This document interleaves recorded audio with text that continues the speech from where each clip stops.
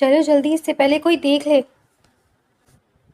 وہ نیٹ کی ڈیوائس اٹھائے گھر کی اوپری منزل پر جا رہی تھی، پر اپنی کزن کے قدموں کی آواز دھیمی دے کر اس کا ہاتھ پکڑ کر کھینچتی اوپر چڑھنے لگی۔ جب کچھ محسوس کرتے رکی، یہ تمہاری کلائی اتنی مردانہ کیوں ہو گئی؟ خیر جلدی چلو، ورنہ کوئی اٹھ جائے گا۔ جلدی جلدی کہتی وہ اسٹڈی روم میں آئی تھی، دروازہ لاک کرتے فوراً لائٹ کھولی تھی، پر پیچھے مڑتے ہی زوردار چیخ نکلی تھی۔ پیچھے ہی وہ رو اسے نیند میں چلنے کی عادت ہے، کہتے ساتھ وہ دروازے کی جانب بھاگی تھی، لیکن ان سے اسے نکل جانے والی نظروں سے گھور رہا تھا۔ وہ تمہاری حرکتیں کب ٹھیک ہوں گی حریم؟ وہ سنجیدگی سے پوچھ رہا تھا، اور اس کی کلائی سختی سے اس کی گرفت میں تھی۔ وہ کچھ دیر قبل ہی اس کی کھڑکی پر بال مارنے کے بعد اس کی انیکسی میں بال ڈھونڈنے کے لیے بہانے گھس آئی تھی۔ پتہ نہیں، آپ یہ بتائیں، آپ کب تک کیا رہیں گے؟ وہ ایک آئیبرو اٹھائے پوچھ رہی تھی۔ وہ اپنا ہاتھ چھڑانے کی کوشش میں ہلکان تھی، جبکہ وہ شدید غصے میں بھرا تھا۔ شاہ جہان کو یہاں آئے ہوئے صرف ایک ہفتہ ہوا تھا، اور یہ لڑکی ابھی سے سردرد بن گئی تھی۔ میرے یہاں رہنے سے تمہیں سب سے زیادہ مسئلہ ہے نا؟ اور کس کی اجازت سے تم میرے کمرے میں گھسی تھی؟ وہ اسے گھور رہا تھا، سنجیدگی اور کینہ پرور نظروں سے۔ وہ گھر کے اندر نہیں ٹھہرتا تھا تاکہ اس کی پڑھائی ڈسٹرب نہ ہو، بلکہ انیکسی میں رکا تھا کو گھر سے الگ تھی، مگر پھر بھی یہ لڑکی اس کا سر درد بنتی جا رہی تھی۔ دیکھیے شاہ جہان بھائی، بہت ہوا، وہ کمرہ میرا تھا، وہاں میرا سامان تھا، جو کچھ نکال لیا، باقی ابھی بھی اسٹور روم میں ہے، اور میں چپ چاپ وہاں جاؤں آ کر کچھ بھی لے سکتی ہوں۔ اچھا ٹھیک ہے، چلو پھر تمہاری مما سے براہ راست بات کر لیتے ہیں کہ وہ کمرہ تمہارا ہے یا میرا۔ وہ اسے لے کر گھر کی طرف بڑھنے لگا۔ وہ ایک دم بدک گئی تھی، تیزی سے خود کو پیچھنے کی چھا۔ نہیں، کیوں مسئلہ ہوگا شاہ جہان بھائی؟ آپ اپنی پھپھو کے گھر ٹھہرے ہوئے ہیں، پر پتہ ہے کیا، جہاں آپ ٹھہرے ہوئے وہ میرا ٹھکانہ تھا جو مجھ سے چھن گیا، مگر مجھے پھر بھی کوئی گلہ نہیں ہے آپ سے۔ آپ یہاں مہمان ہیں، مگر پتہ ہے کیا، آپ کا ایک مسئلہ بھی ہے کہ آپ کو ہر وقت خاموش درکار ہے۔ کیا اب ہم اپنے ہی گھر میں زبانیں کٹوا کے کہیں دفنا دیں؟ اچھا میں اب نہیں آؤں گی آپ کی انیکسی میں، مما کو مت بتائیے۔ شاہجہاں اسے اب آیا نہ اونٹ پہاڑ کے نیچے والی نظروں سے دیکھ کر سر جھٹک گیا۔ اس گھر میں باقی سب کا پتہ نہیں، مگر کم از کم تم یہ کرو گی تو بہت اچھا لگے گا مجھے حریم۔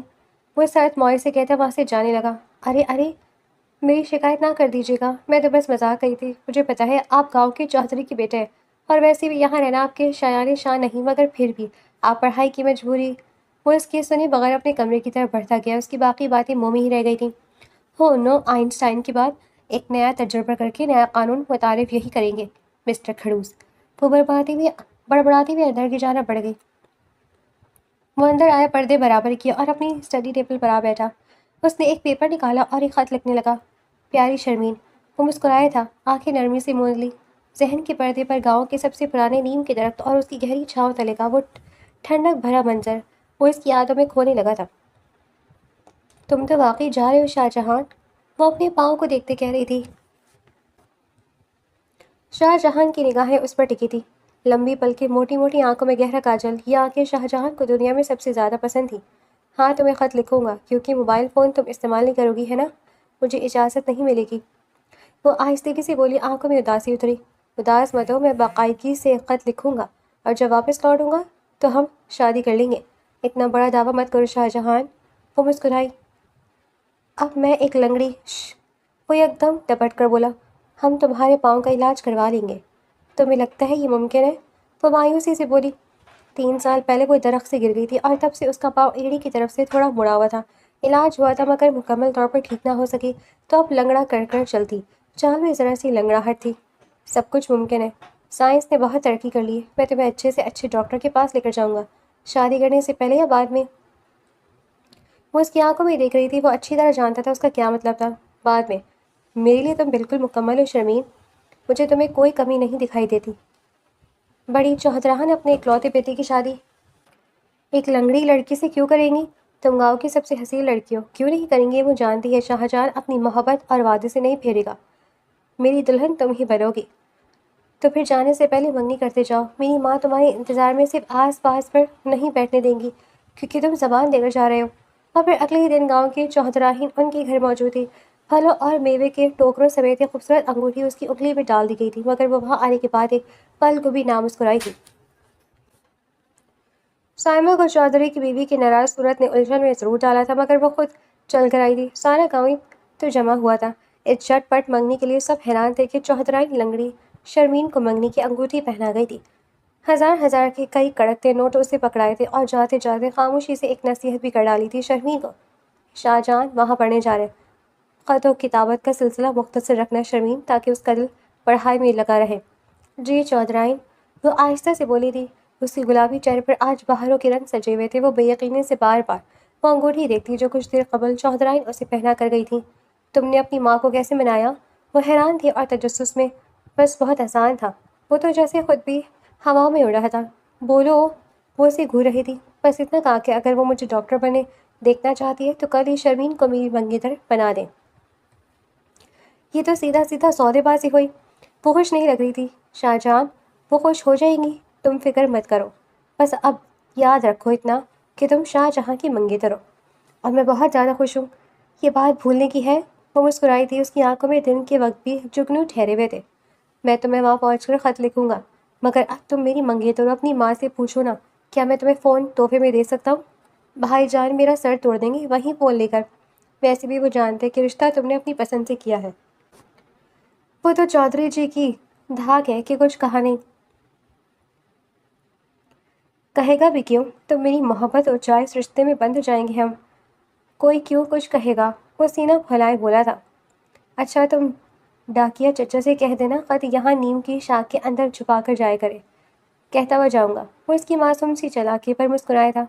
خیالوں کی دنیا سے نکل کر وہ حقیقت میں آیا۔ گاؤں کی کچی پکی سڑک، وہ نیم کا درخت، تالاب کا پانی، پرندوں کا جھنڈ، یہاں کچھ بھی نہیں تھا۔ گاؤں کی رونقیں شہر کی رونق سے بہت مختلف تھی۔ وہ لکھنے لگا۔ رات کافی گزر چکی ہے شہر میں، باہر شہر کی آواز، گاڑیوں کا شور، لوگوں کی ہنسی، لیکن میرے کمرے میں بس خاموشی ہے۔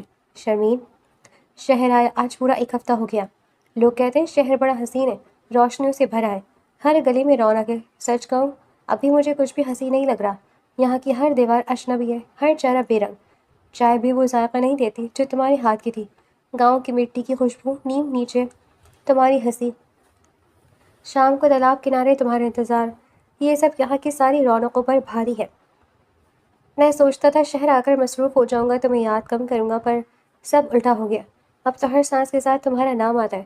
رات کو جب چاند نکلتا ہے دل کرتا ہے تمہیں بتا دوں کہ وہ چاند ہمارے گاؤں والے چاند جیسا نہیں، وہاں کا چاند تمہارے آنگن میں اترتا تھا، یہاں بس چھتوں پر پھسل جاتا ہے۔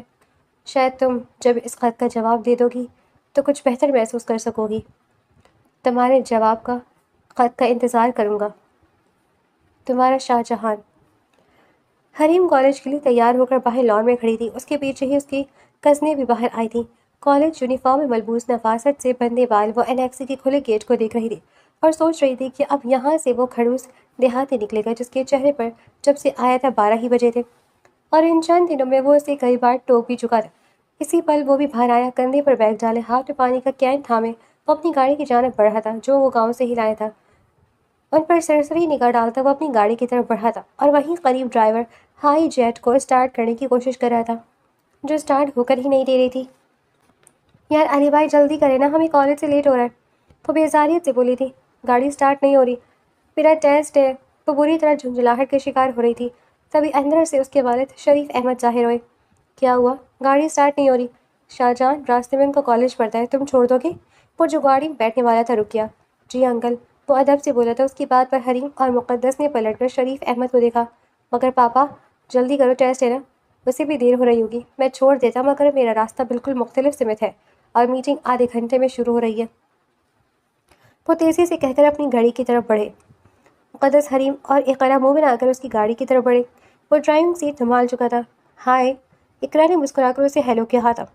یہ نیا مہمان اسے پسند آیا تھا، مگر مقدس اور حریم کچھ خاص نہیں۔ اس کے ہائے کے جواب میں وہ بس سر ہلا گیا تھا۔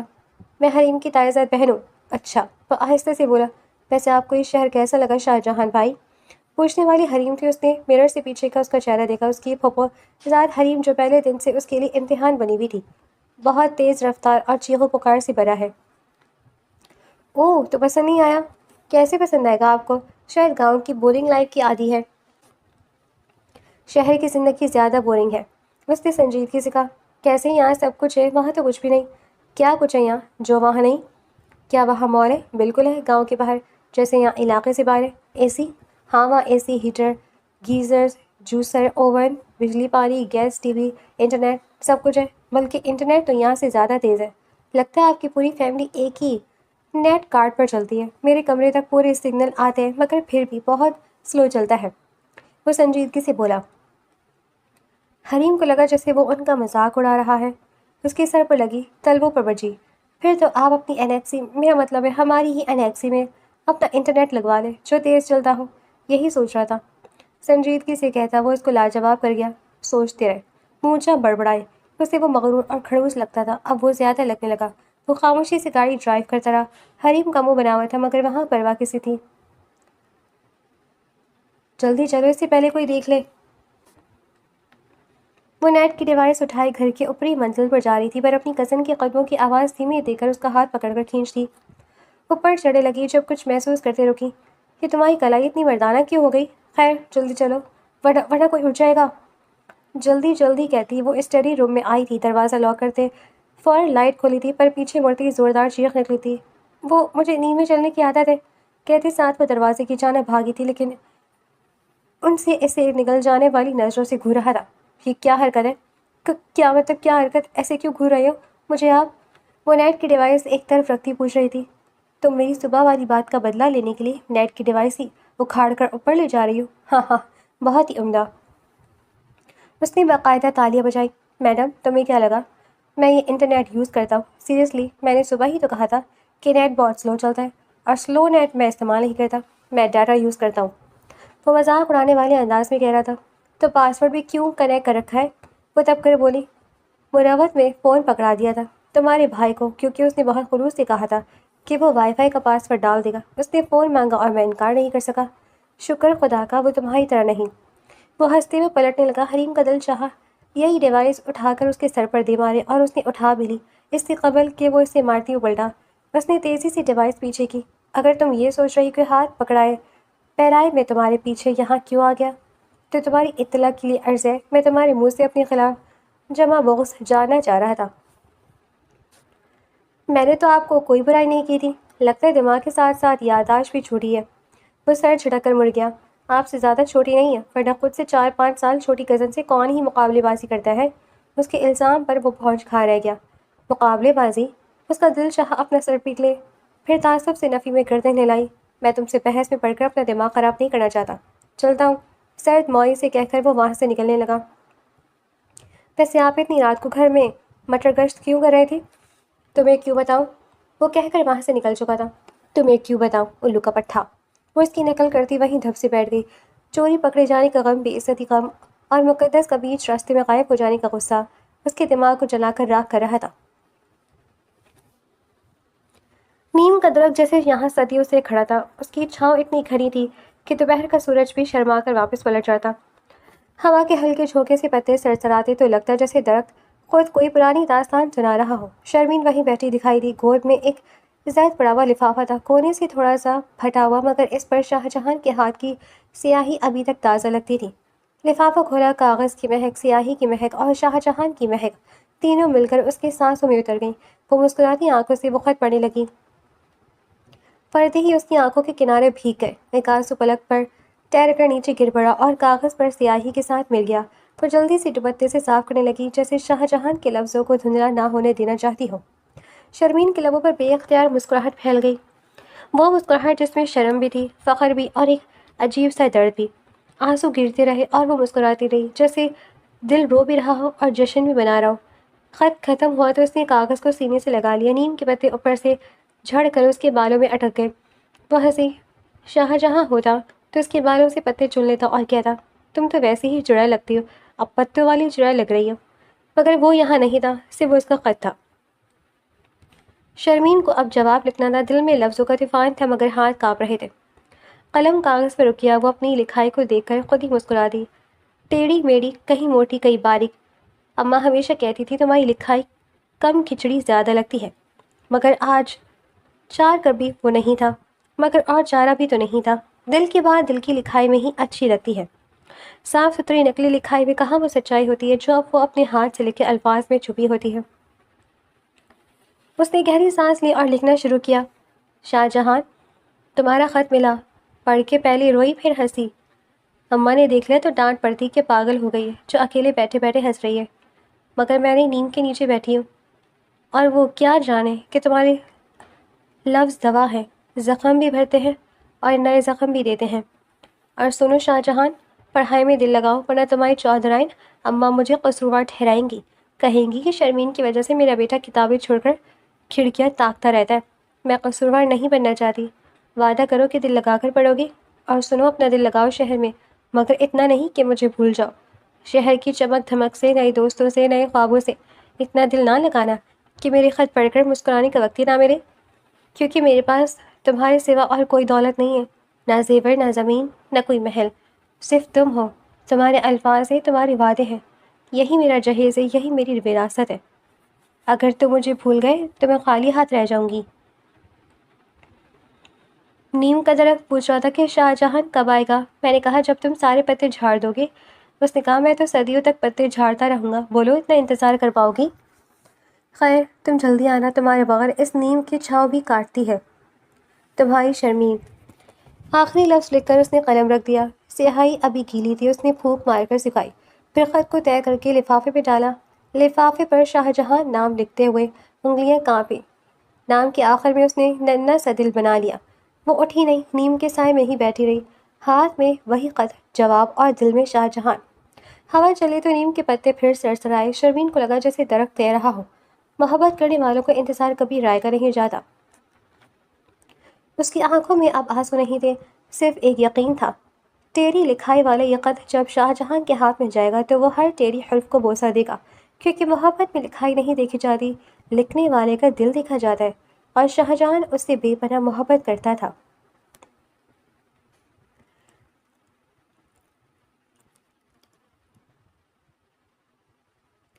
अगले 2-3 दिन तक हरी मुंह छुपाए फिरती थी कि कहीं शाहजहां से वास्ता ना पड़ जाए। और शाहजहां के लिए जैसे वो मायने ही नहीं रखती थी।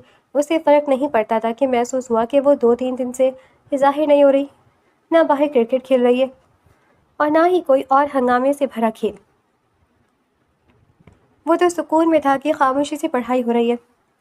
मगर इसी शाम उसकी फप्पो ज़रीना ने उसे खाने पर घर बुला लिया। वो इनकार ना कर सका। 8 बजे वहाँ पहुँचा तो वो भी वहीं थी। उसे देखकर नजरें चुराईं। तुम तो जैसे किराएदारों की तरह रह रही हो जहान, नज़र तक नहीं आते। बस फप्पो, सच कहूँ तो पढ़ाई बहुत टफ सी है। शहर आकर पढ़ाई का बोझ चेहरे पर साफ नज़र आ रहा था। हाँ, डॉक्टरी पढ़ाई तो वाकई बहुत मुश्किल होती है। शाहजहां ने मुस्कुराकर सर उठाया। फप्पो, पढ़ाई तो बहुत टफ है, किताबें ख़त्म ही नहीं होती, लेकिन मैं मैनेज कर लूँगा। पप्पू हंस दी।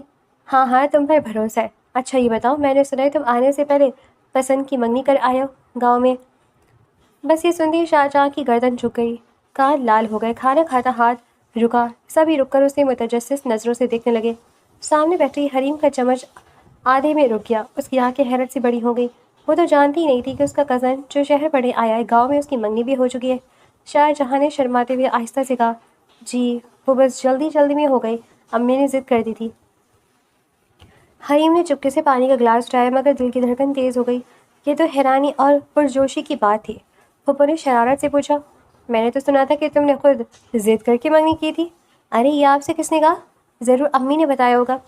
क्या आपकी पसंद की मंगनी है? शाहजहां भाई, आपके पास मंगेतर की फ़ोटो है?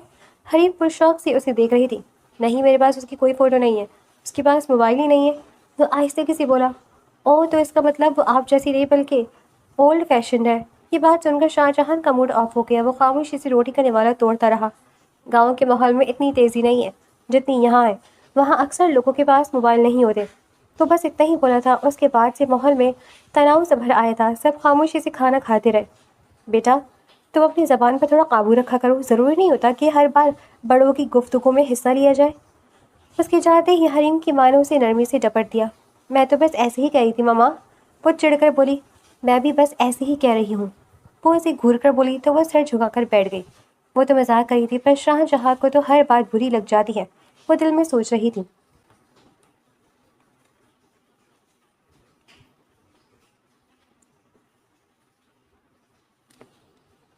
बेटा शाहजहां, एक बात करनी थी तुमसे। वो बैग लिए अनैक्सी की तरफ बढ़ रहा था जब शरीफ अहमद की आवाज़ पर ठहर गया। एहतराम से सर झुकाए पलटकर उनके सामने आ खड़ा हुआ। जी फूफा, हुक्म करे। हल्का सा मुस्कुराया। हुक्म क्या करूँ भाई, एक दरख्वास्त है समझो।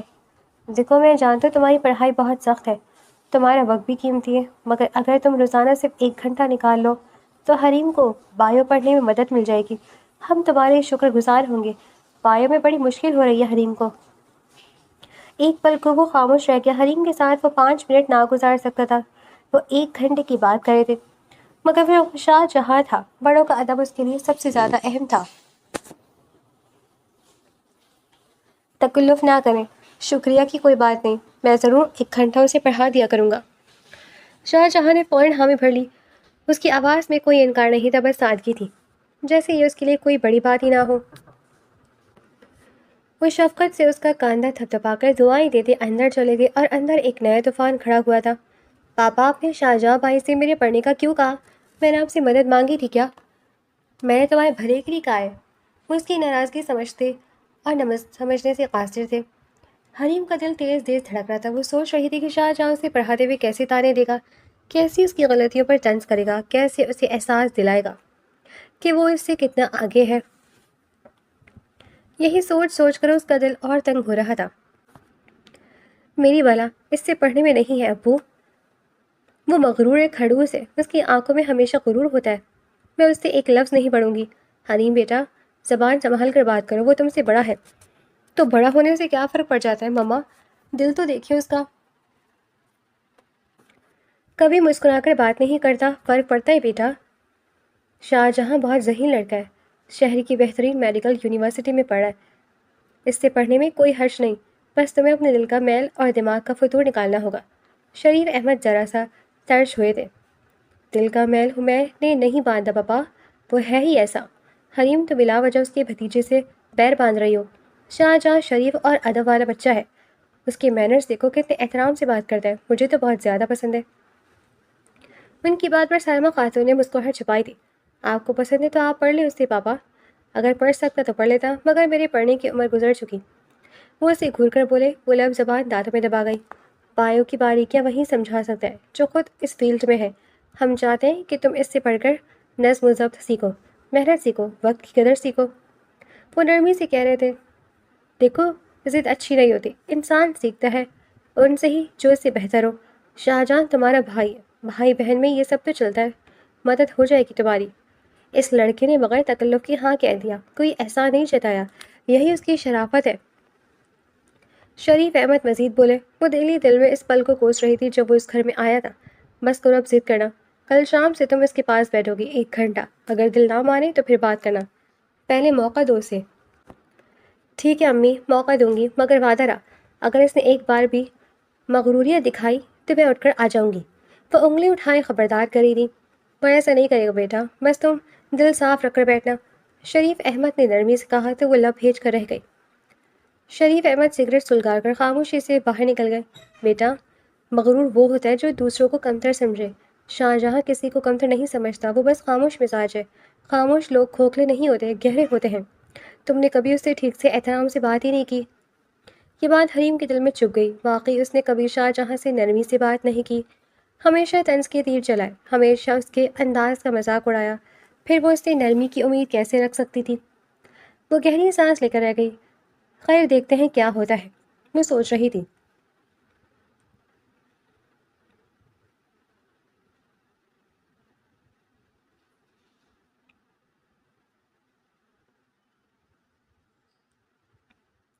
شام کا وقت تھا۔ لان کے ایک کونے میں کرسیوں پر آمنے سامنے نیم کے درخت تھے، نیچے میز پر بایو کی کتاب کھلی پڑی تھی۔ شاہ جہاں نے قلم سیدھا کیا اور حریم کی طرف دیکھ کر کہا، آج سیل کا چیپٹر شروع کرتے ہیں۔ اس کی آواز میں ہمیشہ والی سنجیدگی تھی، جیسے وہ واقعی ٹیچر بن گیا ہو۔ حریم نے کتاب کو ایسے دیکھا جیسے وہ کوئی دشمن ہو، پھر وہ کرسی گھسیٹ کر آگے کو ہو بیٹھی، مگر بیٹھتے اس نے قلم گھمایا اور شاہ جہاں کے چہرے کو گھورنے لگی۔ شاہ جہاں نے جب ڈائیگرام بنانا شروع کیا تو حریم نے اچانک سوال داغ دیا، اچھا یہ بتائیں شاہ جہاں بھائی، آپ کی منگیتر کا نام کیا ہے؟ شاہ جہاں کا ہاتھ رک گیا، قلم کی نوک کاغذ پر سیاہی کا نقطہ بنا گئی۔ اس نے سر اٹھا کر حریم کو دیکھا، اس کی آنکھوں میں حیرت تھی۔ منگیتر یہ بیچ میں کہاں سے آ گئی؟ ہم بایو پڑھ رہے ہیں۔ ہاں تو بایو ہی پڑھ رہے ہیں، سیل کے بارے میں جاننا ہے نا، تو سوچا آپ کی لائف کے سیل کے بارے میں بھی جان لوں۔ وہ کون ہے جو اتنی خوش نصیب ہے کہ شاہ جہاں جیسے مغرور لڑکے کی منگیتر بنی؟ وہ معصومیت سے پوچھ رہی تھی۔ حریم فوکس کرو، یہ گپ شپ کا وقت نہیں ہے، تمہارے پاپا نے 1 گھنٹے کا کہا ہے، ضائع مت کرو۔ وہ سنجیدہ تھا۔ حریم نے کرسی پر ٹیڑھی ہو کر بیٹھتے ہوئے کندھا اچکایا۔ ارے 1 گھنٹہ ہے نا، 10 منٹ آپ کی لو اسٹوری سن لیتے ہیں، باقی 50 منٹ بایو کر لیں گے، وعدہ۔ ویسے سچ بتائیں، آپ نے پسند کی منگنی کی تھی یا امی نے زبردستی کر دی تھی؟ شاہ جہاں کا چہرہ تھوڑا سخت ہو گیا۔ یہ پرسنل معاملہ ہے، اس کا پڑھائی سے کوئی تعلق نہیں، اور تمہیں اس میں دلچسپی نہیں لینی چاہیے۔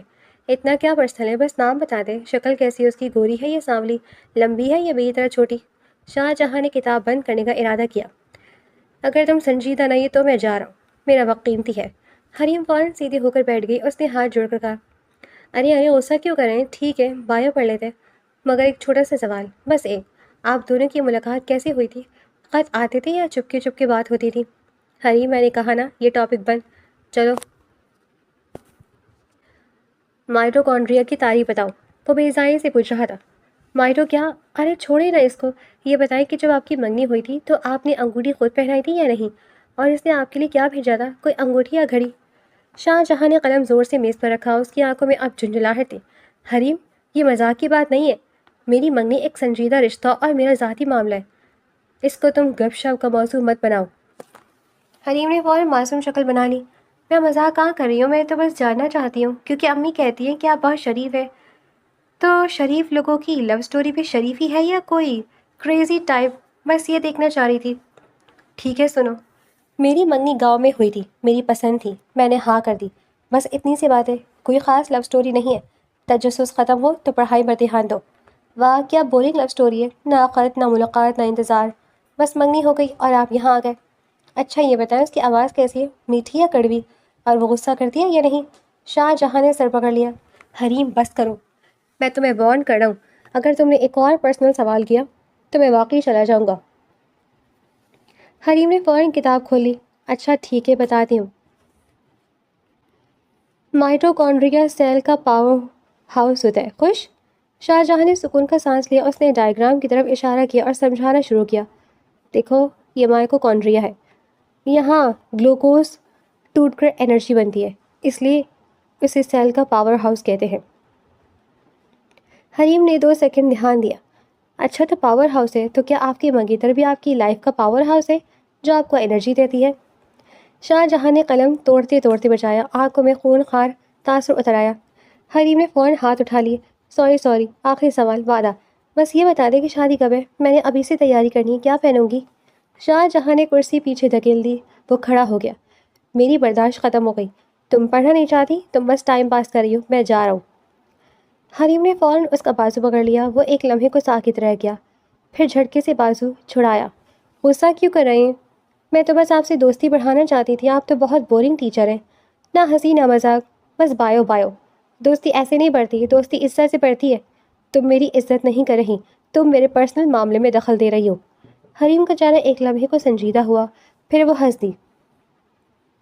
میں تو بس مذاق کری تھی، آپ غصہ ہو گئے۔ شاہ جہاں اسے سنجیدگی سے دیکھتا رہا۔ غصہ نہیں کرا، میں بس اپنی حد بتا رہا ہوں، تمہیں پڑھنا ہے تو پڑھو، نہیں پڑھنا تو صاف کہو۔ میں تمہارے پاپا کو بتا دوں گا کہ تم انٹرسٹڈ نہیں، تاکہ ہم دونوں کا وقت ضائع نہ ہو۔ حریم نے فوراً ڈرامائی انداز میں کان پکڑ لیے۔ پاپا کو مت بتانا، وہ بہت ڈانٹیں گے۔ ٹھیک ہے، پڑھ لیتے ہیں، مگر وعدہ کریں کہ آدھے گھنٹے بعد 5 منٹ کا بریک دیں گے، اس بریک میں آپ اپنی منگیتر کی ایک اچھی عادت بتا دیں گے۔ شاہ جہاں نے آنکھیں بند کر کے خود کو کنٹرول کیا۔ یا اللہ مجھے صبر اور ہمت دے کہ میں اسے جھیل سکوں۔ اس لمحے کو کوستا ہوں جب میں نے شریف انکل کو ہاں کہہ دیا۔ وہ دل ہی دل میں سوچ رہا تھا، آپ ہینگ کیوں ہو گئے؟ بس یہ سوچ رہا ہوں کہ پھپھو تمہیں برداشت کیسے کرتی ہیں۔ حریم نے شرارت سے آنکھ ماری۔ تھینک یو، یہ تعریف تھی نا، خیر چلیں شروع کریں۔ ہاں تو مائٹوکونڈریا کا بھائی کون سا ہوتا ہے؟ شاہ جہاں نے سر جھٹکا اور دوبارہ سمجھانا شروع کیا۔ اس بار اس کی آواز میں سختی تھی۔ وہ ہر 2 منٹ بعد حریم کو گھورتا، کہیں وہ پھر کوئی سوال نہ کرے۔ حریم نے 5 منٹ تو دھیان دیا، پھر اس نے دھیرے سے پوچھا، اچھا یہ بتائیں، آپ نے کبھی اس کو چاند دکھایا ہے؟ رومانٹک ہے نا؟ کیا آپ بالکل روبوٹ ہیں؟ مطلب جیسے رومانٹک باتیں تو ہوتی ہیں منگیتروں میں آپس میں، آپ کرتے ہیں؟ شاہ جہاں نے کتاب بند کر دی۔ آج کا گھنٹہ پورا ہوا، تم جا سکتی ہو، وہ بے ضائع سے کہتا وہاں سے اٹھ گیا۔ ارے نہیں، گھنٹہ تو نہیں، ابھی صرف 40 منٹ ہوئے، 20 منٹ باقی ہیں۔ چلے میں وعدہ کرتی ہوں اب کوئی سوال نہیں کروں گی، سچی۔ شاہ جہاں نے اس کی آنکھوں میں دیکھا، وہاں شرارت کے ساتھ ساتھ ایک عجیب سی چمک تھی، جیسے وہ جان بوجھ کر اسے تنگ کر رہی ہو۔ حریم، تم جان بوجھ کر ایسا کر رہی ہو؟ تم چاہتی ہو کہ میں غصہ کروں تاکہ تمہیں موقع ملے اپنے پاپا کے سامنے کوئی بہانہ رکھنے کا؟ او نہیں، میں تو بس، آپ غلط سمجھ رہے ہیں۔ شاہ جہاں نے اس بار واقعی ہار مان لی۔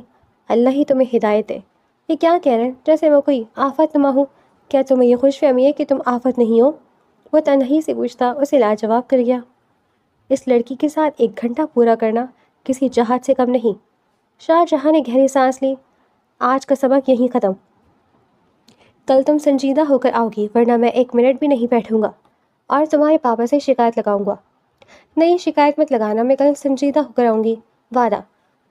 مگر کل آپ بتائیں گے کہ آپ کی منگیتر کھانا اچھا بناتی ہے یا نہیں؟ وہ اس کی آخری بات پر کوئی تاثر دیے بغیر وہاں سے جانے لگا۔ شاہجہاں بھائی، ناراض مت ہو، آپ بہت اچھے ٹیچر ہیں، بس تھوڑے سنجیدہ ہیں۔ شاہ جہاں نے مڑ کر نہیں دیکھا، مگر اس کے تاثرات بدلے تھے۔ نیم کے پتے ہوا سے سرسرا رہے تھے، میز پر بکھری کتابیں پڑی تھی اور حریم مسکرا رہی تھی۔ اس نے سوچا تھا کہ شاہ جہاں سے پڑھنا عذاب ہوگا، مگر آج اسے مزہ آ گیا تھا۔ اس لڑکی کو تنگ کرنے میں بہت مزہ آیا تھا، جو ہر بات پر سنجیدہ ہو جاتا تھا۔ کل کا گھنٹہ کیسا گزرے گا یہ اللہ ہی جانے، مگر آج کا گھنٹہ حریم کے لیے کامیاب تھا، کیونکہ وہ شاہ جہاں کا دماغ خراب کرنے میں کامیاب ہو گئی تھی۔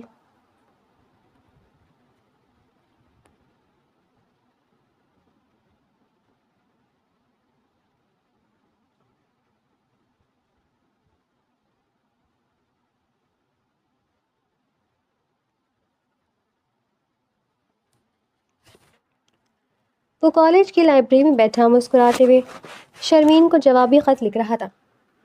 اس کے ہاتھ تیزی سے چل رہے تھے۔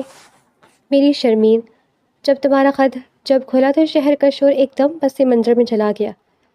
لائبریری کی کھڑکی سے آتی ہوا بھی ٹھہر گئی۔ میں نے پہلی لائن پڑھی تو دل دھڑک گیا، پھر آخری لائن پڑھی تو آنکھیں بھیگ گئی کہ یہ اتنی جلدی کیوں ختم ہو گیا۔ تم نے بتایا کہ تم روئی پھر ہنسی۔ یہ منظر نیم کے درخت نے اپنی یادداشت میں قید کر لیے ہوں گے۔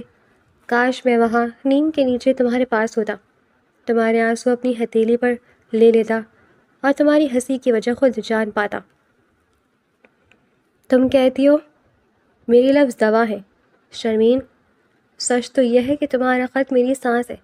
جب شہر کی چمک آنکھیں چھندیا دیتی ہیں، جب کلاس کی تھکن جسم توڑ دیتی ہے، جب نئی دوستوں کی بھیڑ میں تنہائی ڈستی ہے، تب میں تمہارا خط سینے سے لگا لیتا ہوں، پھر سب ٹھیک ہو جاتا ہے۔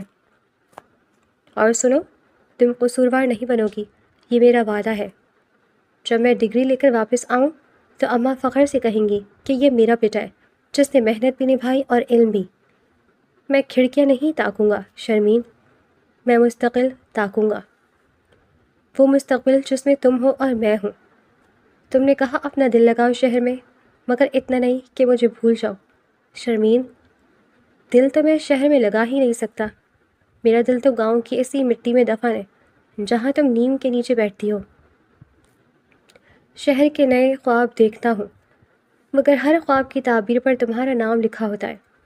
تمہارے پاس زیور نہیں، زمین نہیں، محل نہیں شرمین، تمہیں زیور کی کیا ضرورت؟ تم خود زیور ہو، تمہارے لفظ میری وراثت ہے، تمہارا انتظار میرا جہیز ہے۔ تم خالی ہاتھ نہیں رہو گی، میں وعدہ کرتا ہوں۔ جب لوٹوں گا تو دونوں ہاتھ بھر کر لاؤں گا، ایک ہاتھ میں ڈگری اور دوسرے ہاتھ میں تمہارا ہاتھ۔ نیم کے درخت نے پوچھا میں کب آؤں گا؟ اس سے کہو کہ وہ پتے جھاڑتا رہے، میں گنوں گا نہیں، میں بس لوٹوں گا۔ پتھر جھڑو یا باہر، پت جھڑو یا باہر، کیونکہ تمہارے بغیر اس کی چھاؤں مجھے بھی کاٹتی ہے۔ جلدی آؤں گا شرمین، بس چند سال اور، پھر ہم دونوں اس نیم کے نیچے بیٹھیں گے۔ تم شکایت کرو گی کہ دیر کر دی، میں معافی مانگوں گا، پھر ہم دونوں ہنس دیں گے، اور وہ ہنسی اتنی لمبی ہوگی کہ سارے انتظار کا حساب برابر ہو جائے گا۔ اپنا خیال رکھنا، دھوپ میں مت بیٹھنا، اماں سے ڈانٹ مت کھانا، اور ہاں، جب خط لکھو تو آنسو مت گرانا، ورنہ سیاہی پھیل جائے گی اور میں تمہارے لفظ نہیں پڑھ پاؤں گا۔ تم میری دولت ہو، تم میری دعا ہو، تم میرا گھر ہو۔ جلدی ملاقات ہوگی۔ تمہارا ہی شاہ جہاں۔